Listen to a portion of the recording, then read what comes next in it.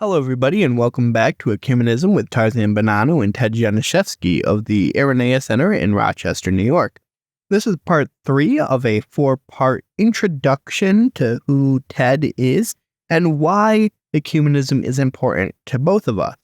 This episode, we continue the story, but with the beginning of David Higbee and how he became Catholic from Presbyterian as well. All right, again, as I said, this is the third part, and they were all recorded in succession as one long episode. So if you haven't heard the other two, I suggest you go back and listen to them. But without further ado, here's Ecumenism.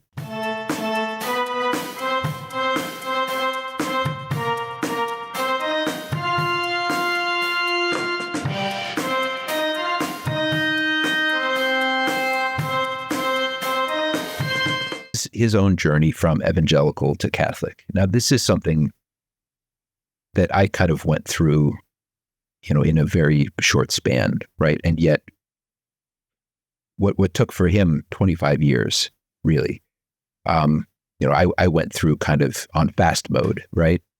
And yet, I know, like I know his story. I feel like I kind of like, to a certain extent, in a remove that I've experienced kind of the same thing. And David, for me, like my own appreciation of the light of the East, right? Yeah. Of my own, like in my own Catholicism, being enriched by and appreciating the riches of Eastern Christianity really is because I was shown how to do that by David. Yeah. Now, David was evangelical from Chicago. He was raised, he was raised Presbyterian too. But y'all just coming home. What's that? I said, y'all just coming home. I know, right? And he went to Wheaton College, where he really, I mean, the Presbyterianism in which he was raised, he also was in kind of like a pre-pastorate formation program. And he said that they went to like this kind of pastor's, discernment dinner kind of thing, and it was him and two other guys.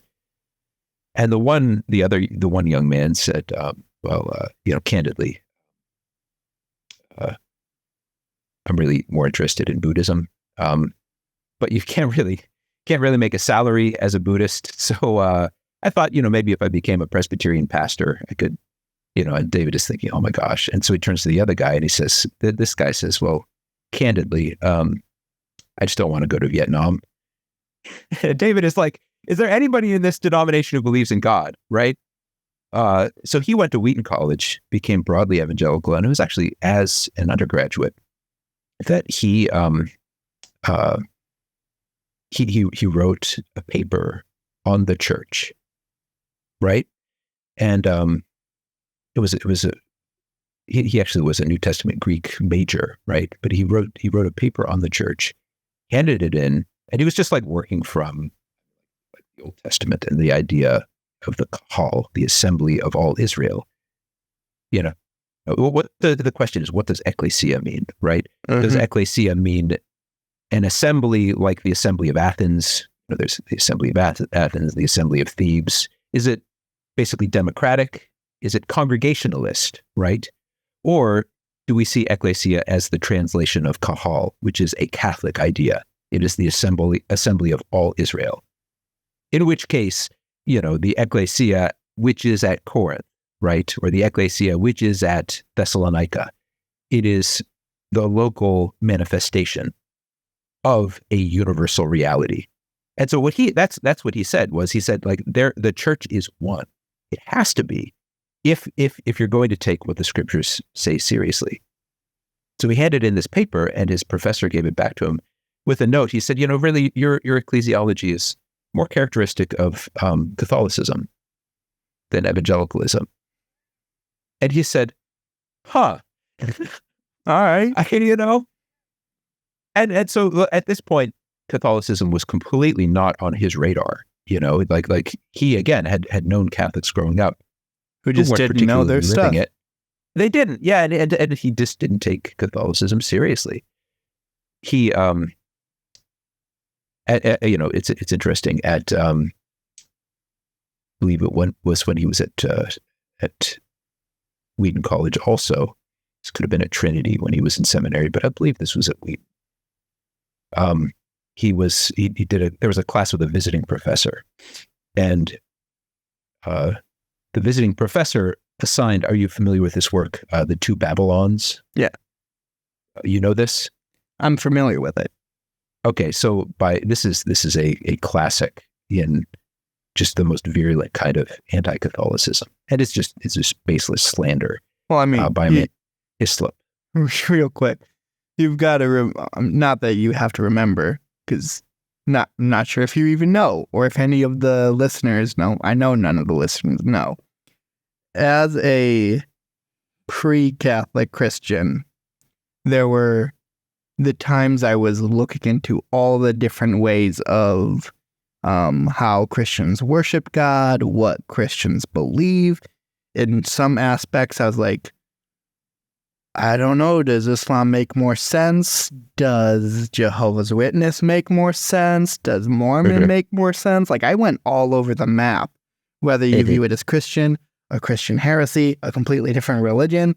I went all over the map. So that's why these things I'm familiar with. Yeah. Okay. Yeah. And this is honestly, like when I was an undergraduate, I took a Hebrew class over at Roberts Wesleyan here in town.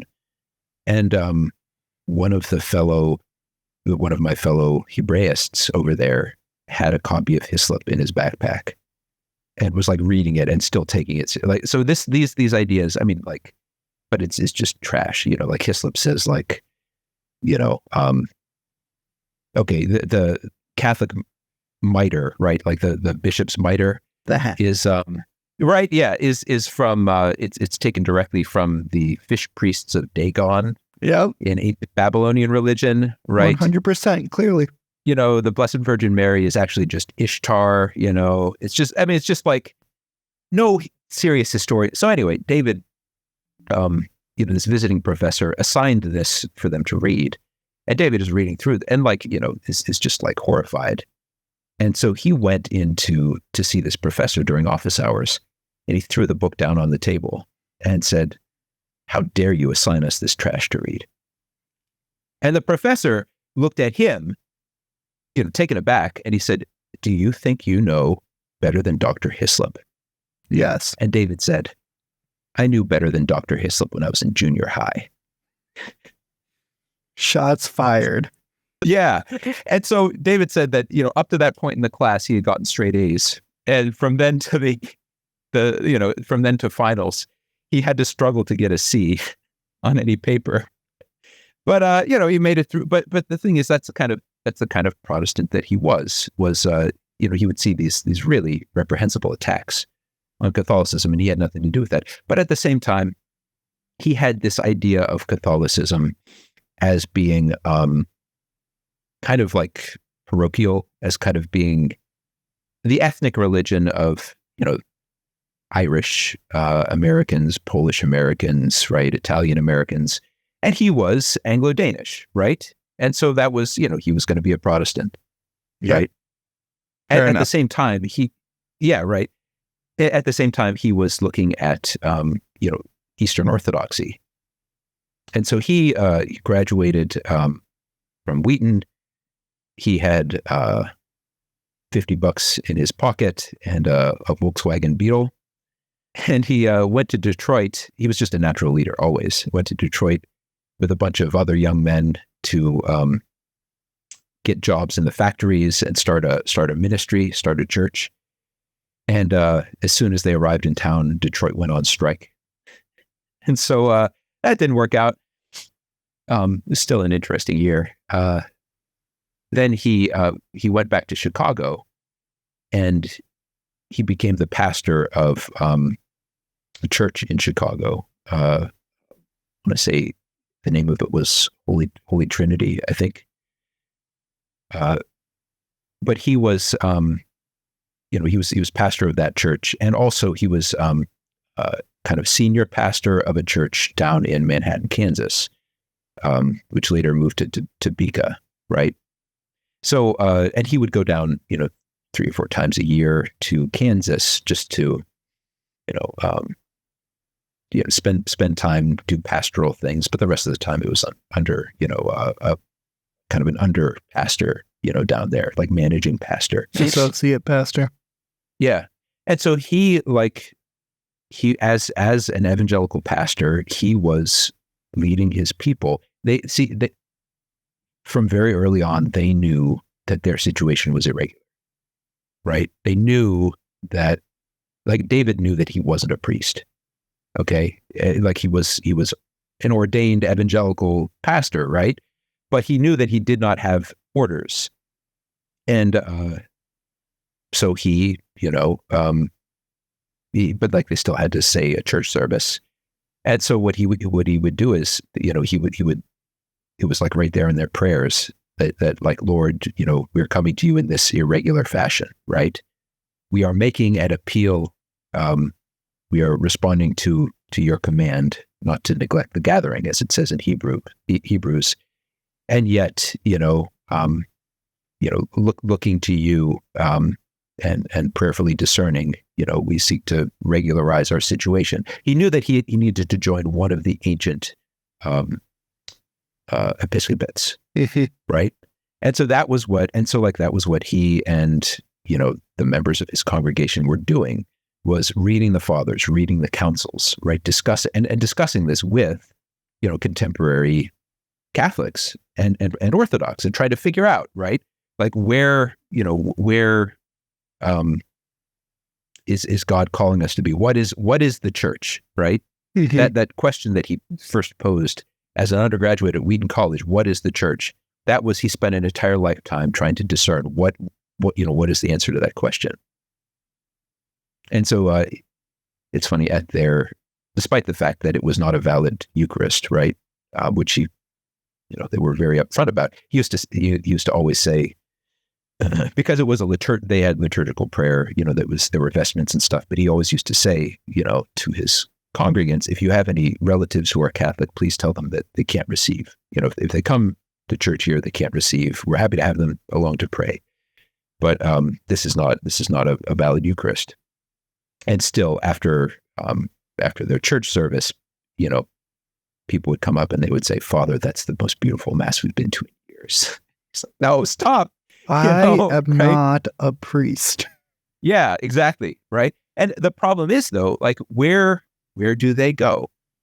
And so this process started in the 1970s, and really from the get-go, he almost immediately ruled out Anglicanism. The Anglican Church was just like, after it's what every Protestant wants to be true. And like in a way, like I wanted to be like, wouldn't it be great if the Anglicans were just the third branch? What if they had valid orders, valid sacraments, right? But they were just like, English Catholic. Like, wouldn't that be great? Yeah, then it's just not true. It's just like, it's a fantasy. Well, I guess we kind of have English Catholic now with the personal ordinariates. They would have been English Orthodox. They would have been English Orthodox. Yeah. Mm-hmm. Yeah, but like now we have it, like, actually in full union, right? Thanks be to God. So that was out, from very early on. But he kept going back and forth between Catholic and Orthodox, right? And he always used to say, the more he looked at Catholicism, the more he wanted to become Orthodox, and the more he looked at Orthodoxy, the more he wanted to become Catholic. Because like every church has problems. It's just a fact, right? Yeah. And in the process of this this process of discernment, he actually met. He met and became friends with Scott Hahn, with Marcus Grodi. They were, so these were folks who became Catholic. While he was there in Chicago, Father Mitch Pacwa, I could tell you funny stories about, David and Father Mitch. They were thick as thieves. They really enjoyed each other. He also, on the Orthodox side, he actually met with Timothy Ware, right? Callistus Ware. Yep, the guy, and had the previous series we did before, Robert. Exactly, right? Yeah, and he said what a he had such high praise, for him as a Christian thinker and as an ecumenist, right? Because he talked with him because like some real serious questions about like what really is keeping the Orthodox Church from union with Rome, and he said, is it the filioque, right? And Ware said like, oh, the filioque is not a church dividing issue, and he said, and David said, well, then what is? And he just came right out and said, immediate papal jurisdiction. Like, that's it. That's what the Orthodox won't go along with. But I mean, without Callistos, this ministry would not be anything. Yeah. Listening to Jack's Corner, you probably know this by now. He was the first person chosen for the conferences. And so, like, without him, this ministry of trying to bring back would not have happened in the slightest. And so he was the first of many, and the kind of the maiden voyage of Orientale Lumen. Yep. Yeah, and I mean, we've got a whole bookshelf on, the Christian East over there, where Callistus Ware's name is well represented. Yes, as a translator, unless you have the Orthodox Church, in which case, definitely fully him. I think we have more than one edition over there. Send me one. Yeah, and David also talked with John Meyendorff before he passed away. He had some really funny stories about him too. What a wonderful man. I'll tell you a story. When David was in Kansas, actually, after the congregation moved to Topeka. And he always used to go down there to Kansas, and he would set up in Poor Richard's Saloon. And a certain group from his congregation would come and visit him over whiskey. No, wait. He would set up in the cafe, and a certain group would come over and meet with him over coffee. Then at a certain point in the afternoon, he'd go next door to Poor Richard's Saloon. And then another group from the congregation would come and meet with him over whiskey, right? That's how it went. And he was there, they read the fathers together. They did Bible studies, the councils.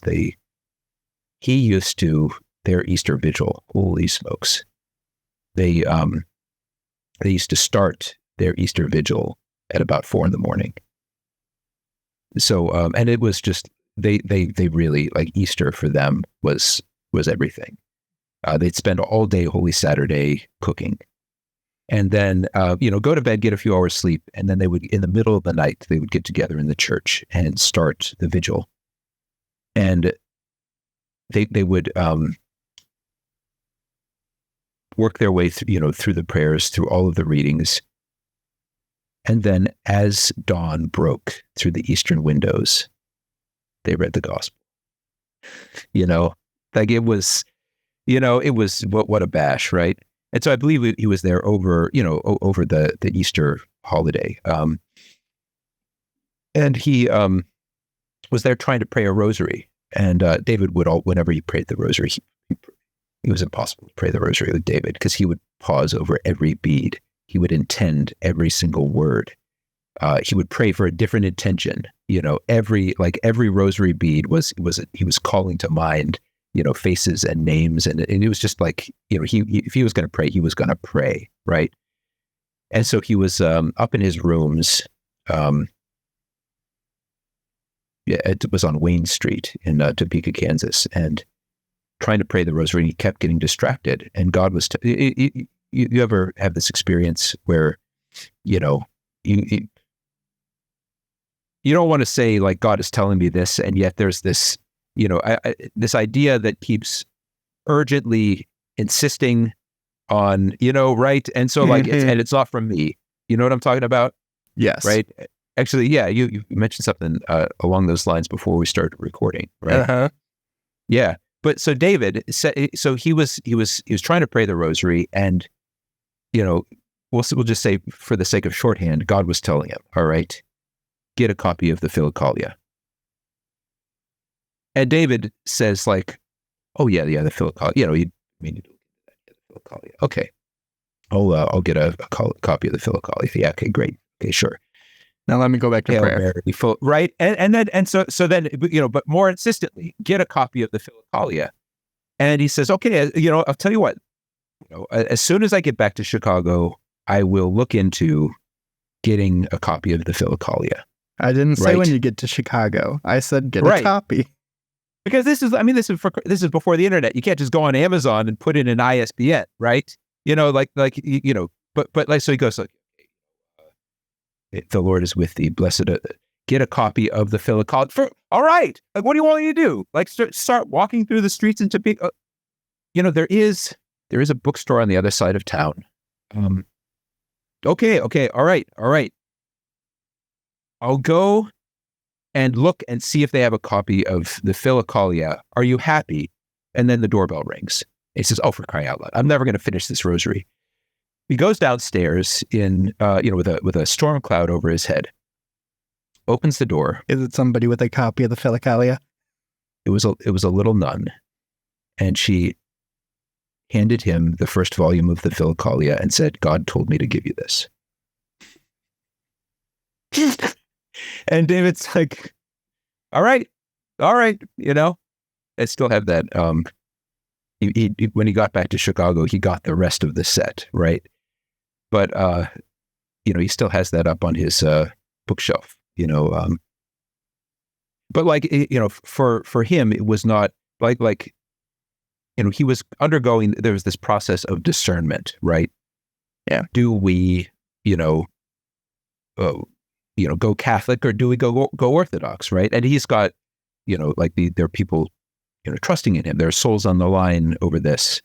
And he was trying, he wanted to be very deliberate. He wanted to make the right decision. But for him, there really was no option. God insisted that, he illuminate, his ministry, his congregation, his practice of the Christian faith with light from the East, right? God was all but knocking on his door and saying, here, take this, right? And live it, in the Catholic Church. Yeah. So David actually,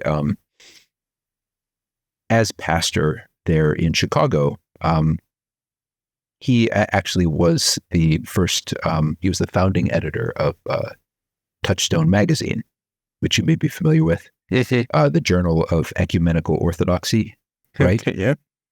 And that it started out as basically just their church bulletin. And he kept, pushing and saying why don't we add in another page? Why don't we add in another, and one more people were saying, right? How many pages do we need in this thing? And David had a vision. He wanted this to be a journal in which these kinds of conversations could take place, a meeting ground for, Catholics, Orthodox, and Orthodox-minded Protestants, to meet in a spirit of fraternal charity to enrich each other by, their various patrimonies. So that was something that he did not, he answered God's call in that regard, right? And Touchstone is still going strong, really thanks to, he was to Touchstone magazine, I guess, kind of like, Callisto's Ware, right? Mm-hmm. He got the ball rolling. Interestingly, his congregation in Chicago, he went Catholic, came out here to Rochester, became Catholic. They all went Orthodox? They almost all, yeah. And actually, are you familiar with the name Patrick Henry Reardon? Don't know why, but yes. He wrote Christ in the Psalms, Christ in the Saints, Ancient Faith podcast. Probably, right? Definitely came across it. That's probably why. I know his work, but not him. Yeah, he took over as pastor after David left, right? And so, they went Orthodox. It was interesting. Another story, about the Antiochian Orthodox. What's the name of that fellow? Oh, gee whiz. was a real mover in Campus Crusade, and became an Antiochian Orthodox bishop. Was his name? He's since passed away. Don't remember his name either. Yeah. Well, he was very dynamic. And he went all around. Yeah, I mean, he brought the same zeal that with which he had evangelized in Campus Crusade. He brought that to spreading, orthodoxy, right? And so Stephen, I think his name was Stephen something, but he came to David's congregation there in Chicago, and he wanted to make a sale, right? And so he was you don't want to go Catholic, you want to go Orthodox. All the best people are going Orthodox, when can we sign you up? And David said, I don't know. I'm basically he held onto his wallet. David did, he was not about to sign any blank checks. He said, I'd be interested in ongoing dialogue with you, but I'm not going to make a decision in this meeting. And he said he could actually see the point at which it was like the light switch turned off, and he closed up, his briefcase, full of his traveling wares, right? And he said, okay, well, let's pray for each other, and kind of moved on to the next congregation. But it was for David, it was the journey of a lifetime, and for him, despite the fact that he was so deeply enriched by by Eastern Christianity, there just could be no question of the primacy of Rome. And all of his reading of the fathers, it makes the most sense. It really does. And the text really that convicted him more than any other was that great statement in Saint Irenaeus's magnum opus against heresies, that the Roman Church is that church with which it is necessary to agree. What got me was all the reading, yes, but at the final moment, I was looking at a picture of Pope Francis and Callistos Ware, and the immediate thought that came into my head was about Callistos. If you're going to tell Jacob Imam that you went to go meet with the Pope because you still need him to be the tiebreaker, it's the Catholic Church. Right. And that's interesting too. Like for me, that text from Saint Irenaeus, and I'm the director of Saint Irenaeus Ministries. So of course, Saint Irenaeus is important to me. And yet for me, it wasn't just a proof text, right? It was the shape of all of late antiquity, right? That the papacy, the see of Rome was, the court of last resort, right? When St. Athanasius is ejected, exiled from his see, where does he go? He goes to Rome. That's just because it's what you do, right? Even you don't have to, it's not just like pointing to a text, right? Like where, where that spontaneous cry went up from the Council of Chalcedon, right? Peter has spoken through Leo, right? That's not, it's not just, proof texting.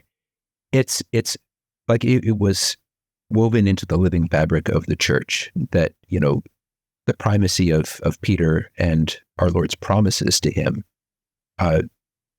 those promises go to Rome. Yeah. And the early Christians just understood that. It was like an instinct before anything became formal. And so David, came to Rochester. He, came into the church and he founded this ministry. I want to just share one more story about David,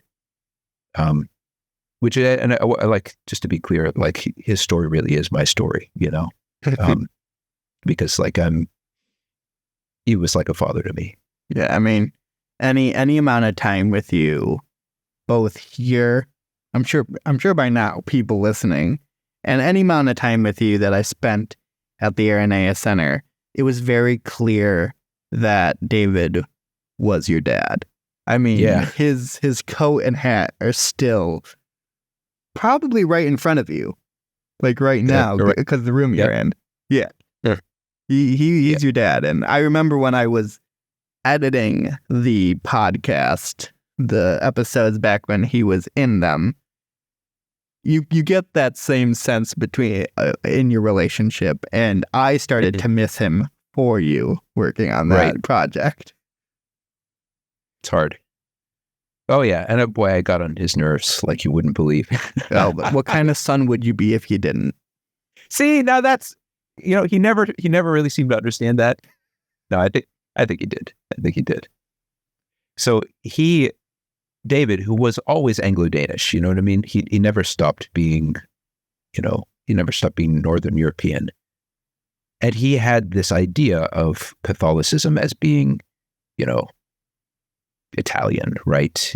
Just the same way that like Greek Orthodoxy is Greek, the same way, right? That it was, and he said like, I'm never gonna, I like garlic as much as the next guy, right? But I'm never gonna, convert to being Italian. I mean, right? I can't deny that thought came through my head. I'm like, I'm full-blooded Italian. My bishop would be in Rome anyway. Right. See, and like for him, he said like, well, they came by it honestly, but like, so also did I come by my Protestantism honestly. We're from Protestant lands.